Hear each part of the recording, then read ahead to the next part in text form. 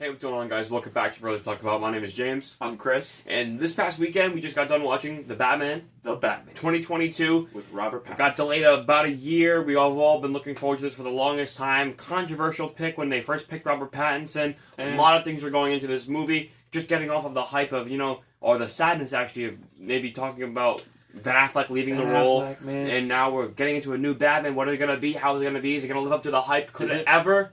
Who's going to know? Let's start talking about that right now. So the first part of this video, we're going to be discussing some non-spoiler. We're trying to keep it as non-spoiler as possible. For the people that didn't see it. Exactly, but for the most part, I'm pretty sure all of you guys have seen it by now. If you're watching this video, what are you doing? You could be going to go watch the movie. The first few parts of this video is going to be a brief non-spoiler, and we'll get into what our full thoughts are when we fully think about the movie. Yes, sir. Lots to talk about, but we're going to try to keep it precise, concise, and real nice. So let's get into it. So the biggest question going into this movie is if Robert Pattinson could really live up to the role and don the mantle of the Batman and Bruce Wayne. You have different people giving their takes, but I think the most common thought is he did great. Yeah, I think he did a great job. I think Robert Pattinson pretty much killed it as the Batman. I really liked what Matt Reeves kind of did with directing him and kind of like the different way that he framed his shots. He always seemed like he was a focal point of attention. He was very intimidating in all of his shots. I love the different way that they kind of portrayed Batman this way. He's very monotone, very serious, very wise in what he thinks. He doesn't let things distract him and what's going on around him. He's able to very focused. So Robert Pattinson kind of came into this role. What do you think about it? What are your thoughts on how he interpreted the Batman? So I was leery with Robert Pattinson from the get-go. Robert Pattinson previously was in Tenet, and I seen his performance, and I was like, you know what? I could see this guy playing Bruce Wayne. So him as the Batman, he actually delivered. I was very happy with what we got. There's some critiques, obviously, that you could give any film, especially with the Batman being such a big franchise. I feel like with Superman and Batman as the DC, Spider-Man and other Avengers characters are the Marvel, so they're two huge, giant franchises, and that came out with only a couple months from each other. And this was one of my most, if not the most anticipated movie for 2022. For sure. Just because it's been since really 2012 or something, since Dark Knight Rises, since we got the solo Batman film. It's been a long time. Ben Affleck showed up a couple times as Batman, but we haven't got one focused on just him. And Robert Pattinson, you did a good job. I like the suit. I like the look. A little emo as Bruce Wayne. Other than that, I was pleased. I'll touch more upon that in the spoiler part of the video. But now we can move on to some other characters that I thought were good in this movie. We have Selena Kyle. You have Kravitz. What's her first name? Zoe Kravitz. Zoe Kravitz. I liked her a lot. I think she was probably one of the better interpretations of Catwoman we've seen on the big screen. For what her character was, I thought she served the story pretty well. I like the dynamic between her and Robert Pattinson. They have a good chemistry for them. I thought that throughout the movie, like I could see them kind of being this Batman-Catwoman relationship that they kind of continue on in the comics. Thought their chemistry, like I said, was good. And you have other characters like Jim Gordon, Jeffrey Wright, and I think those trio are kind of the biggest ones. And you have some crazy picks like Colin Farrell as Penguin, which he knocked out of the park. He was cool. I loved him. And then take it easy, sweetheart. And then obviously you got the Riddler as the main villain of the film, Paul Dano. So I thought he did a great job as well. I loved the performance that he gave. And so I think the real highlights of the movie, in my opinion, were both Penguin and the Riddler. And I think that I'll quickly touch upon Penguin in my thoughts. He has his own spin-off series coming, so I can't wait to see what that has in store for us on HBO Max. And Paul Dano, I thought he was currently one of my favorite Batman villains. I think he's almost right up there. I don't think he's better than the Joker. He thought his performance, no one can really top that. Yeah.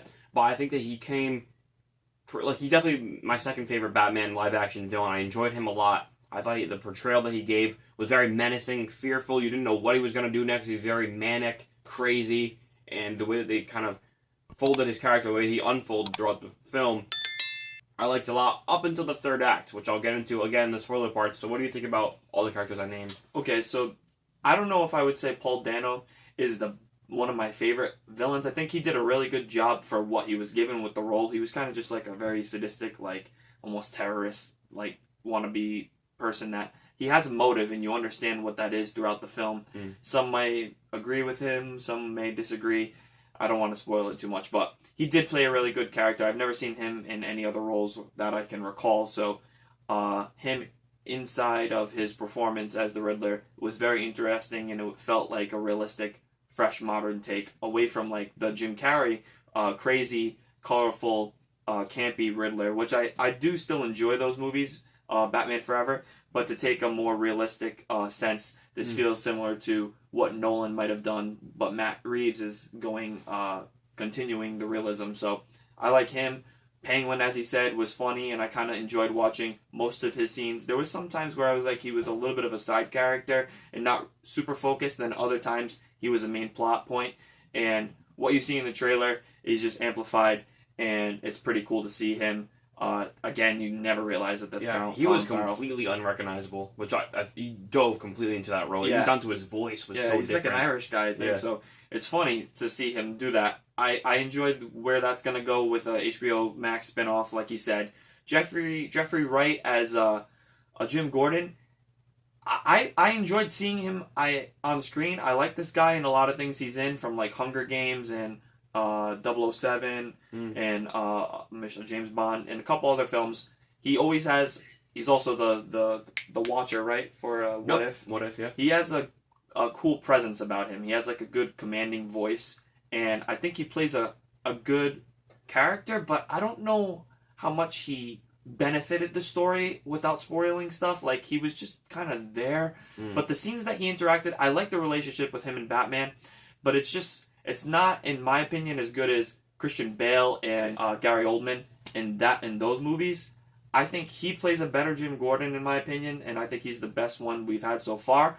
But I could see the potential and the room to grow with where they took this character. And then Zoe Kravitz as Catwoman, and she does a really good job, I feel like, portraying the new take as Catwoman. And it's cool, it's simplistic, it's her tale, really. Just, you don't really know how long she's been doing what she's doing, but she has the mask that has the little ears, and the flexibility of her character is really cool. Like, the way that they go off of some scenes you see in the trailer, they kind of have a little interaction with her and Batman, and then there's that connection, kind of like almost like lovey-dovey with each other. I feel like that was kind of forced as the plot goes on, without spoiling too much, but I think the combat scenes that she had were really nice. I don't know if she's my favorite Catwoman so far. I do like Anne Hathaway, and I also like Michelle Pfeiffer, even though she was kind of creepy, but also, I guess for Tim Burton's take, it was justifiable. But she's definitely up there, and I could see if she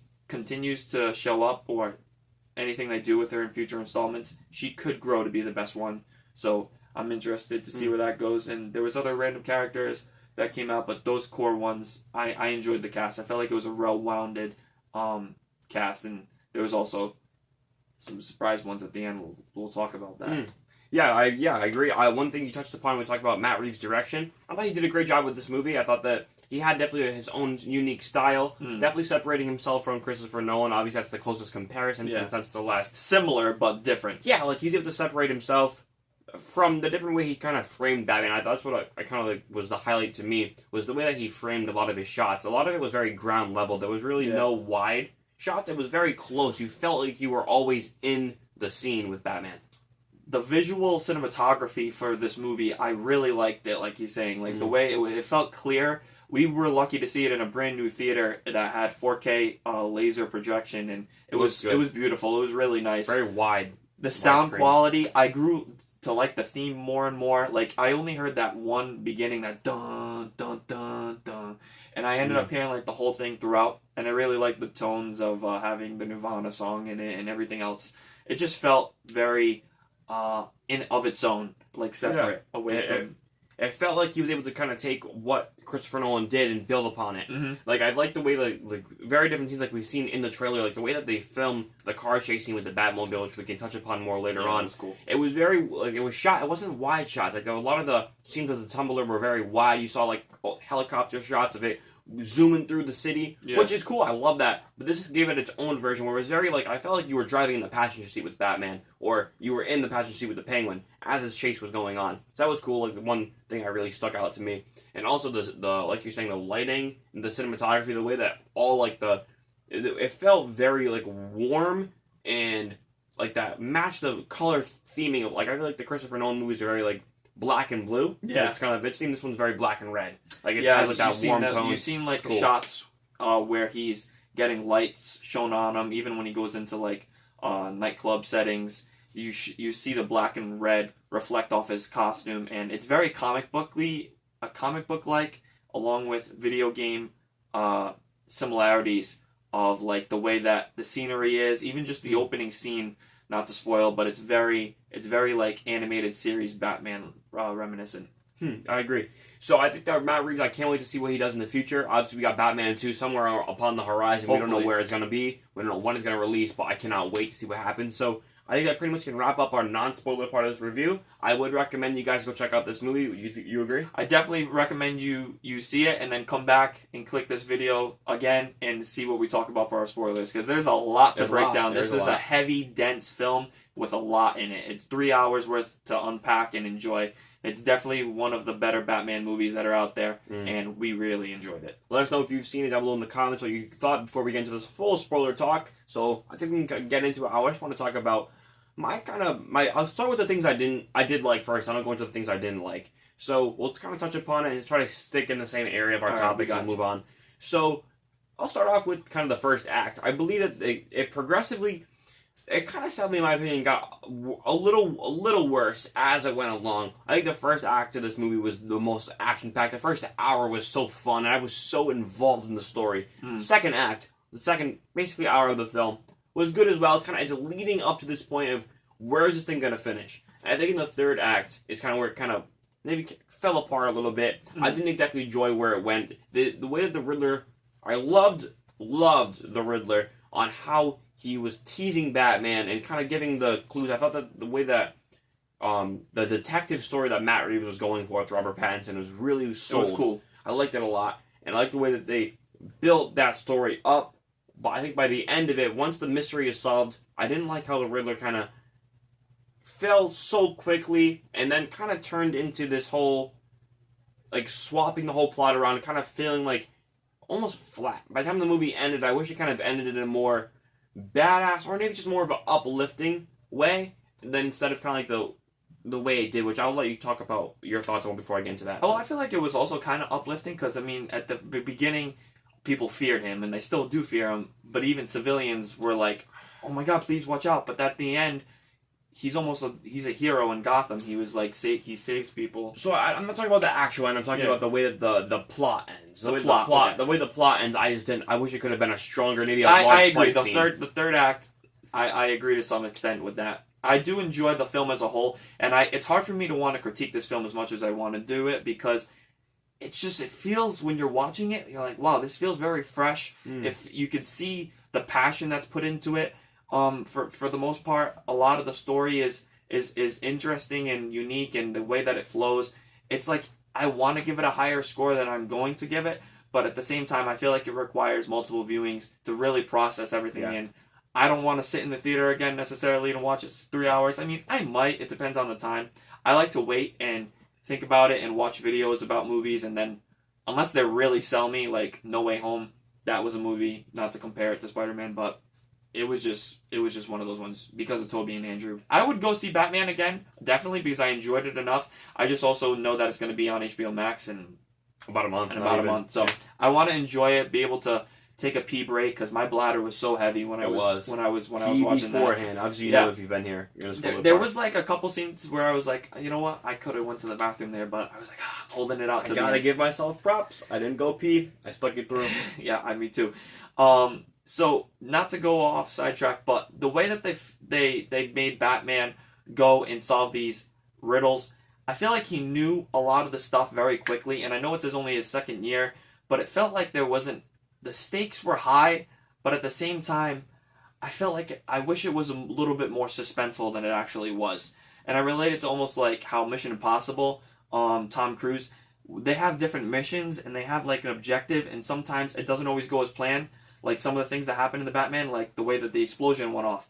He knows the answers to most of the riddles, but also at the same time, it takes him a little bit to really understand some things. I don't know if that sounds redundant, but I just feel like the way that they handled some of the storyline with the riddles could have been done a little bit better.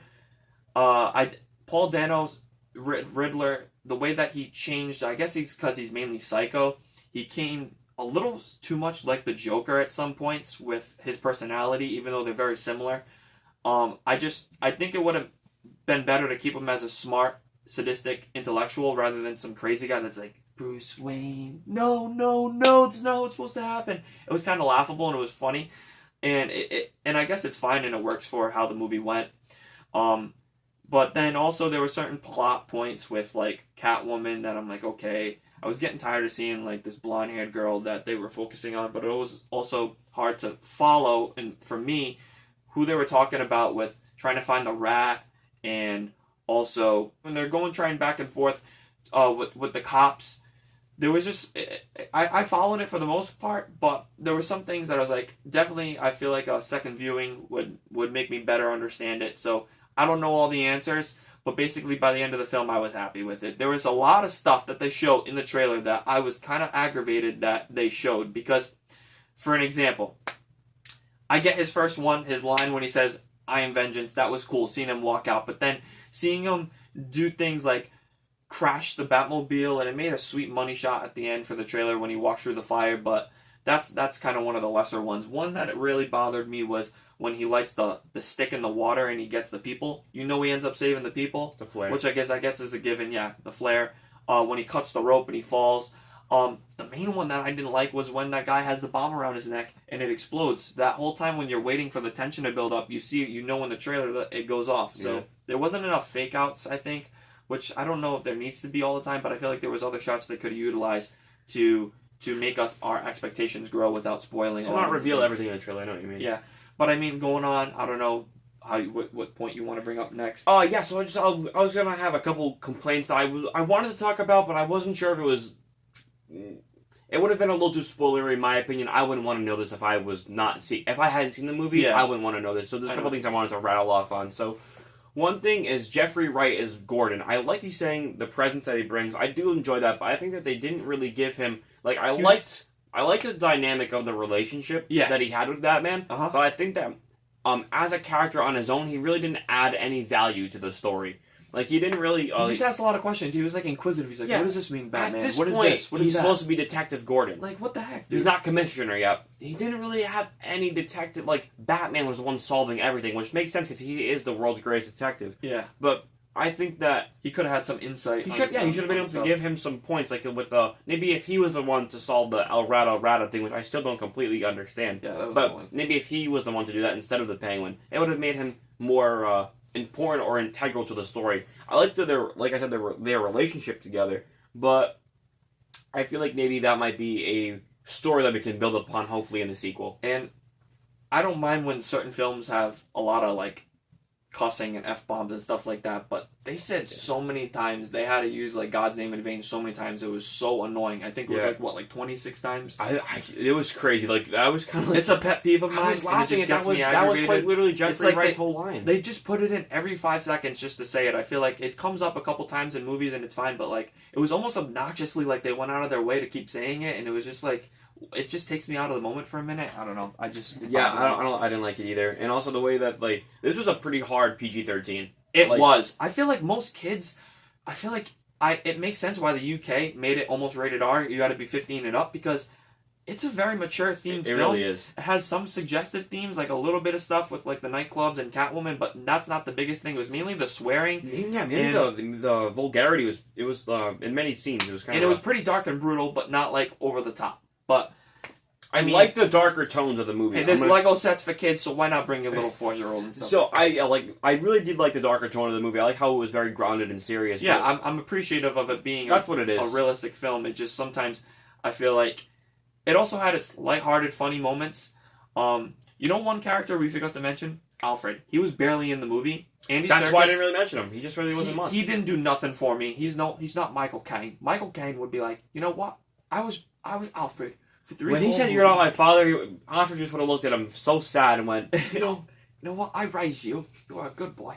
Anyway, no, I don't care for Andy Serkis. I think he does cool motion capture work, but I think that Andy Serkis had a lot of potential. I was liking him at first, but I just don't like the relationship that they built up with him and Bruce Wayne. I'm not I thought how it was so bad. They had no chemistry at all. They had no relationship. I feel like they were very disconnected. They came out with this prelude comic thing that you're supposed to read, and it gave you like a backstory of what to know and expect before the Batman. I actually listened to a video of a YouTuber talk about it. James didn't want to know anything. I wanted to go in blind. I thought that if it's not in the movie, I don't need to know about it. I wanted to go in completely But fresh. it kind of helped benefit the story. It really only spoiled a little bit, but it told you about like Bruce Wayne's upbringing and Paul Dano's Riddler character, who what's his name? Edward Nygma? Or did they just call him? Because he had a bunch of IDs and stuff. Yeah, they had 2 name tags, and one of them was Edward. Yeah. But one other thing I wanted to touch upon, mainly one of my biggest complaints, was Robert Pattinson's portrayal, which it really wasn't even his fault. It's obviously how it's written. Yeah. But Bruce Wayne was just emo. God, I really don't like this. Hair in his face. So I understand where it came from. I want to make that clear. I understand what they were going for. I just don't like it. That's not how I like Bruce Wayne. I like Bruce Wayne because Batman is Bruce. Like, that's his personality. The costume is Bruce Wayne. He puts on that persona. In this one, he was completely different. He's kind of a douche as a rich man. Like, there was no he wasn't doing any charitable work. He wasn't running really his company. We don't see any of that. He just is this loner billionaire who's like secluded from society. It's like, come on, dude.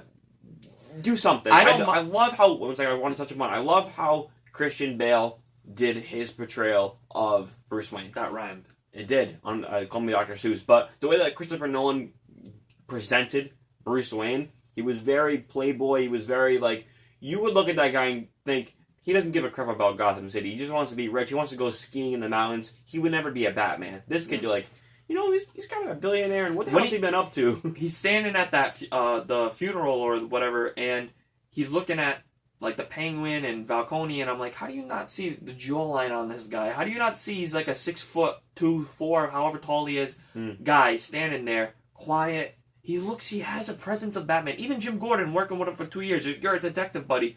I understand it makes sense, obviously, in the comic book universe, but at the same time, he doesn't act much different outside of Batman. And I like him almost. I know you said you like seeing Bruce Wayne. I'm fine with them making Batman is his persona. I'm completely good with that. And Bruce Wayne's extra. But I also, don't like the way they did Bruce Wayne. That's all I had to say. I let it go because I'm always more excited to see Batman. That's what I'm here for. So Bruce Wayne's extra, and they can always build upon his character in future installments.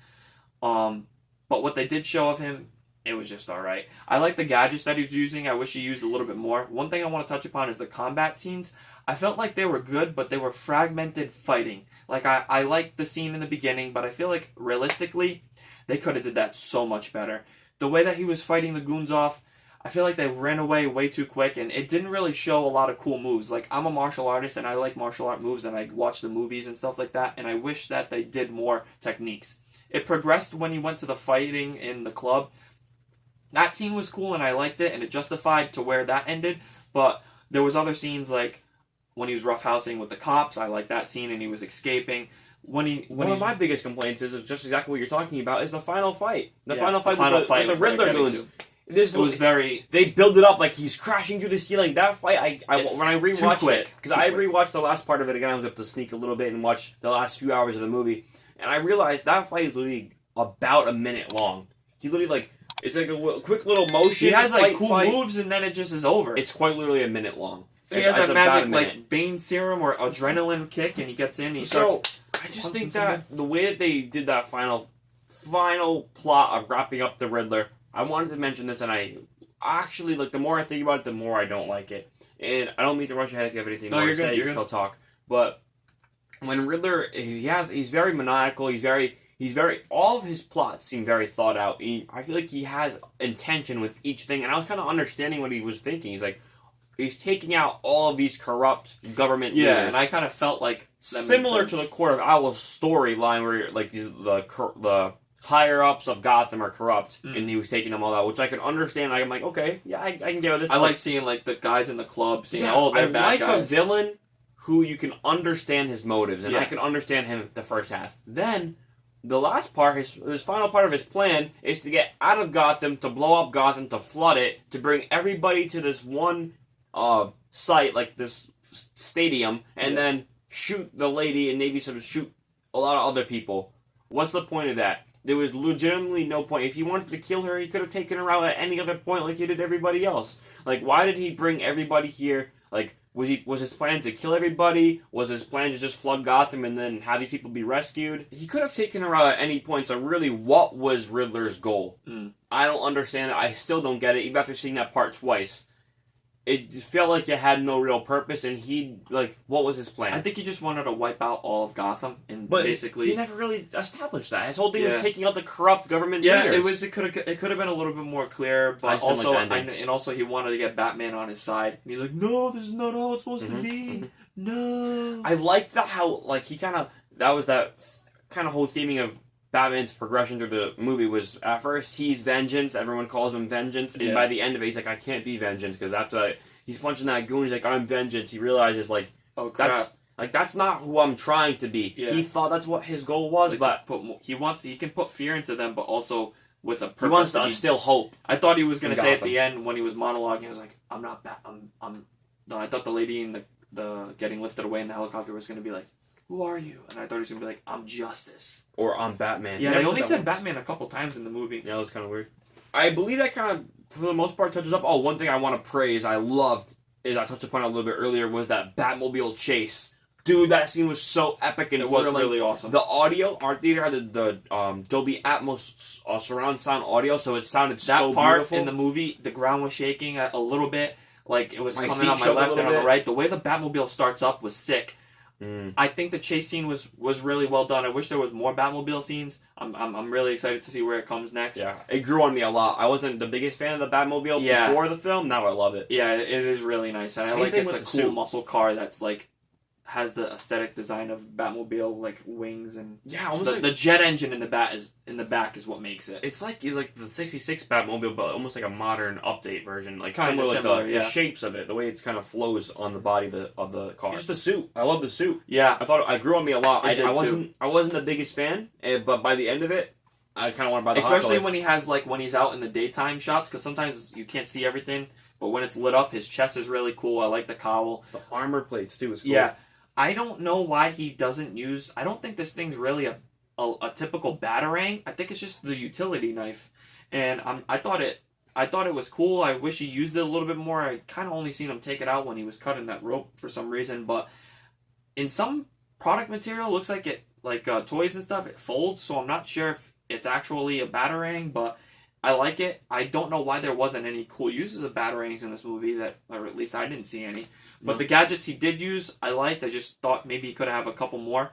It was the Bat Cave was kind of cool, but it was nothing compared to the Nolan Cave, and it was nothing compared to even Michael Keaton's Bat Cave. It just was kind of one shot. It was more of like a tunnel system, which was kind of the tunnel system. Whatever, it was all right. Wayne Tower, they really didn't do much. I feel like they didn't really focus on the manor or the tower all that much. Yeah. And it was kind of like... It's almost like he really didn't live in the manor. He actually kind of lived in the tower. Yeah. Which is unique. I guess I wondered what would have happened if... The one thing also, Batman takes a lot of shots in this movie, but he's affected. You didn't like how at the end he gets hit with the shotgun. And that makes sense when he gets hit. But it makes sense, other points in the film he gets hit.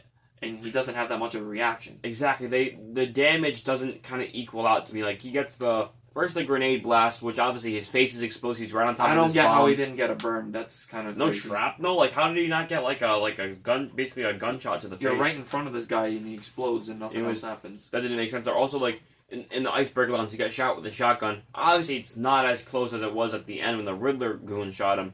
But still, he's getting shot by a shotgun, and he kind of just shakes it off. Yeah. And then he's getting shot in the hallway with the machine gun fire at him. And again, he just shakes that off. But now this one, it's a little too close now, and he kind of just hurts. But that kind of teases into one thing, which, what do you think about it? When I first saw it, I'm thinking the Bane venom. I don't know what that could be. I think it was just like an adrenaline or something like that. But before I forget, also one thing is, we're going to touch upon, ramble off some things that we like, but another one little part that I realize, I don't know, I got to watch more videos to see what people talk about it, but why did Catwoman not tell Bruce Wayne or find out about this voicemail on her phone from her friend? The whole point was trying to find out that her dad, which was Falcone, Monica, the girl, which was kind of random, how that happened.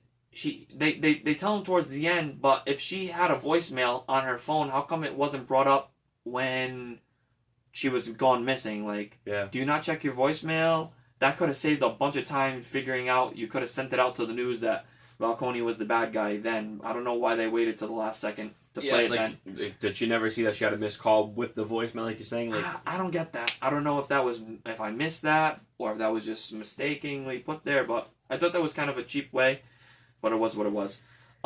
Bruce Wayne's parents being corrupt, I guess. I want to touch on that. Thank you for reminding me. So, I actually loved it. That's one thing, that's the scene that made Riddler really stand out to me. I loved his performance on how he was very just crazy. He was like freaking out. I like how he has him going through the houses and he was delivering his points that made sense, but also he's just like absolutely crazy. Yeah. That's what like kind of shot him up to one of my favorite Batman villains. Like everything he was saying made sense. You're like, aha. Yeah, exactly. Okay. And I liked the way that they tied in the history of Gotham City with the Arkhams and the Waynes. I liked how that all kind of tied up and made Batman's parents a little bit more important to the story, rather than just being... They're not perfect. They're a little edgy, and they have, like... Yeah, not just being a set of pearls that falls in an alleyway that sets up Bruce Wayne becoming Batman. So I liked that they kind of involved them more in the story. I liked that a lot. Yeah, it was kind of interesting.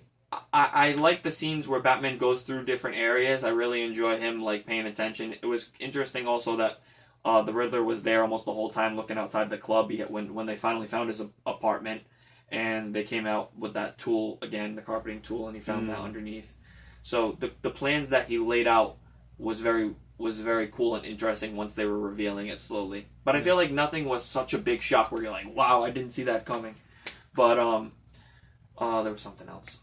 Oh, when you get to the end when he's in the cell and you see Joker, that's who is officially announced because Matt Reeves came out and talked about it. He said it was Joker? He said it was Joker. Officially. Okay, so the only thing I was thinking of when I very first saw him, I'm thinking Two-Face. There was a little bit of like scarring. That's exactly what I thought. It looked like his hair could have been a little Two-Face like. I was like, ooh, we got a villain that he's. I'm like, he's talking to somebody, and I couldn't quite get the voice. I'm like, but it could have been anybody. He mentioned the clown, and he started laughing. So that kind of was like checks all the boxes. It's Joker, but I think.